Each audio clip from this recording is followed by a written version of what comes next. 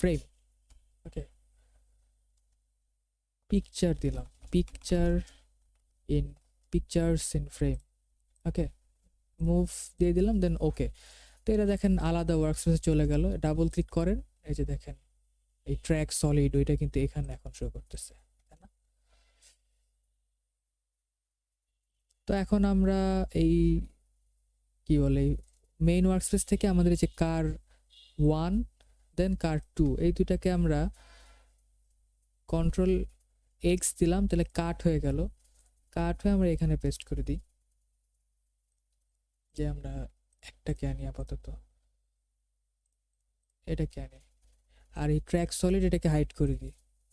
তাহলে দেখেন এখানে আমাদের এই ছবিটা অ্যাড হয়ে গেছে। ওকে, তো এটা অ্যাড হয়েছে। এখন এটাকে যে 2D মনে হচ্ছে, 3D কিভাবে করব?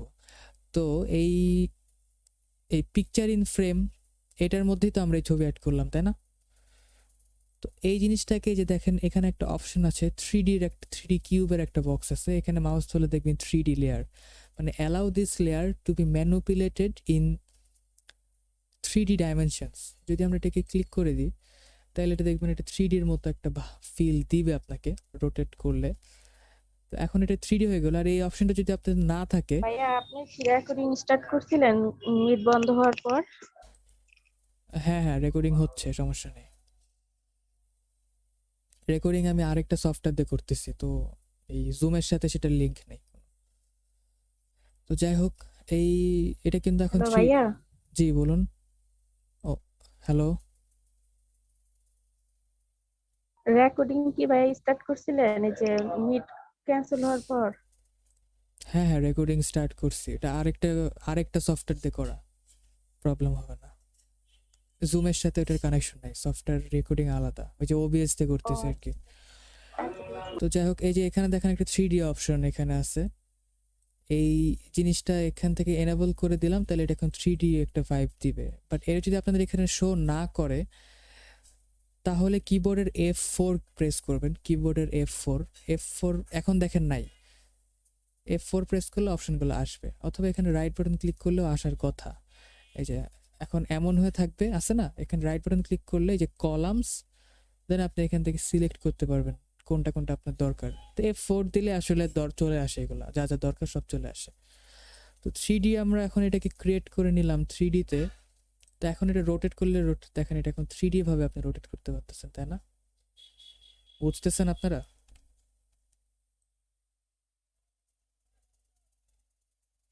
বুঝতেছেন? জি ভাইয়া। তো এখন এটাকে আমরা নর্মালি স্কেলও করতে পারবো। এই যে আমাদের কম্পোজিশন নিলাম, এস প্রেস করলাম, স্কেলিং অপশন আসলো, এটাকে আমরা এখন স্কেল করে দিই, ছোট হয়ে যাবে, রাইট? নর্মাল ইজি পিজি সব কিছুই। এখন এটাকে ধরে টেনে আনেন এভাবে। অবভিয়াসলি এই যে এই অ্যারো কিগুলো দেওয়া না, যে blue colour, red colour, green colour, এগুলা দিয়ে আপনাদের এই পজিশনগুলো চেঞ্জ করবেন। আদারওয়াইজ এটা কিন্তু এখন 3D ওয়ার্কস্পেসে না, তো সেই জন্য আর কি পজিশনের অনেক প্রবলেম হয়। তো আমি একটু রোটেশন টুল দিয়ে আবার এটাকে একটু রোটেট করে নিই সুন্দর মতো। একটু রোটেশন টুলটা কন্ট্রোল করা কঠিন, মানে হ্যাঁ এবার মোটামুটি ঠিক আছে। আমি এটাকে রোটেটও করতে পারবো, একটু চাইলে রোটেট করি আমি হালকা, এই যে এক্স অ্যাক্সিস বরাবর অ্যাক্সিস, হ্যাঁ এবার হচ্ছে পারফেক্ট হয়েছে একদম। ওকে, তো দেখেন এটা এখন কিন্তু 3Dর মধ্যে চলে গেছে। তো এটা পিকচার্স ইন ফ্রেম, এটা তো আমাদের একটা প্রি কম্পোজ গ্রুপ করা, এই যে এখানে আলাদা ওয়ার্কস্পেসে। তো এখানে আমরা এখন এই যে কার 1 এটাকেও এনেবল করি, তাহলে আরেকটা চলে আসবে ছবি, রাইট? তো এটাকে আমরা একটু সাইড করে এখানে আনি, কথার কথা ফোনে যাই, দেখেন এখানে ল্যাম্বরগিনি এইটাও চলে আসছে। তো এটাকে আপনি আলাদাভাবে যদি এডিট করতে চান, এখন দেখেন দুইটা এক হয়ে গেছে, তাই না? তো আলাদাভাবে করতে চাইলে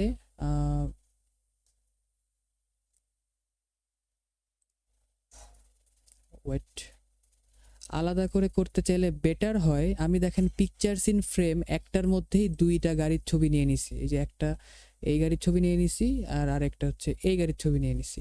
তো বেটার হয় আপনারা জিনিসটা দুইটা আলাদা আলাদা কম্পোজিশন ক্রিয়েট করবেন, প্রি কম্পোজ দুইবার করবেন। ওকে, তো আমরা কি করলাম, আমরা পিকচার ইন ফ্রেম এইটাকে যদি আমরা রাইট বাটন ক্লিক করে আবার প্রি কম্পোজ করি, এটার নাম আমরা কি দিব, এটার নাম আমরা ল্যাম্বরগিনি ফ্রেম দিই। ওকে দিলাম,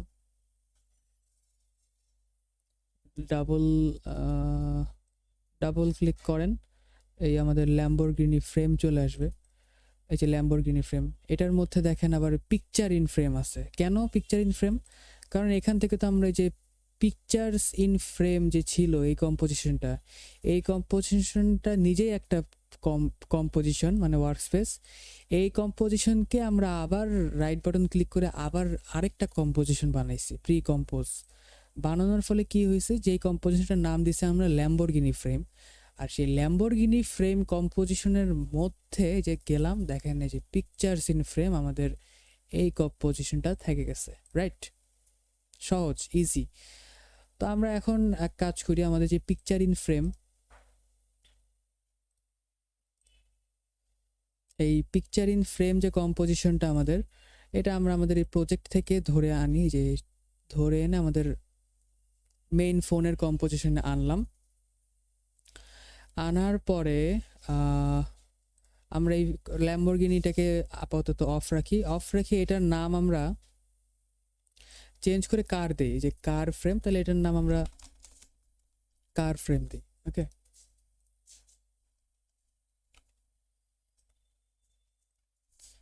তাহলে আর কি দুই নামে নাম হইলো, একটা ল্যাম্বরগিনি একটা কার।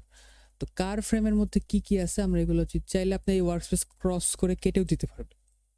এখানে আপনি মাউস ধরলে দেখেন পাশে একটা ক্রসের আইকন আছে, ক্রস দিয়ে দেন, এগুলো কেটে যাবে। কেটে দিয়ে আপনি চাইলে কমায় আনতে পারবেন ওয়ার্কস্পেস। আর সেই কম্পোজিশনগুলো আপনি কোথায় পাবেন, এই যে প্রজেক্ট প্যানেলে দেখেন আছে, এই যে কার 1, কার 2, ল্যাম্বরগিনি, এই যে Lamborghini frame, phone, picture in frame, সব কম্পোজিশনগুলো আছে। এই যে টাইপে দেখেন কম্পোজিশন লেখা, তার মানে এগুলো কম্পোজিশন।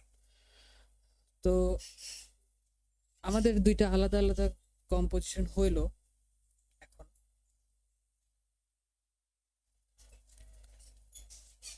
তো আমরা এখন কার ফ্রেমে যাই, ডাবল ক্লিক করলে দেখেন কার ফ্রেমে আসলো। তো কার ফ্রেমের মধ্যে আমরা এই ল্যাম্বরগিনিটা ডিলিট করে দিই, ডিলিট করে দিই। তাহলে আমাদের এই পিকচার্স ইন ফ্রেম, আচ্ছা এখান থেকে রিনেম করতে হবে, এখানে রিনেম করে আমি কার ফ্রেম দিই। ওকে, এখানে রিনেম করলাম, আমাদের কম্পোজিশনের নাম চেঞ্জ হয়ে গেল, কার ফ্রেম। তো কার ফ্রেমের মধ্যে আমাদের এই যে এইটা আছে, এই লেয়ারটা আছে, ছবিটা। তো এটা দেখেন এখানে এখন আবার শো করছে। তারপর আমি এটাকে হাইড করে দিই। আমি যখন এই ল্যাম্বরগিনি ফ্রেম এটা আনি,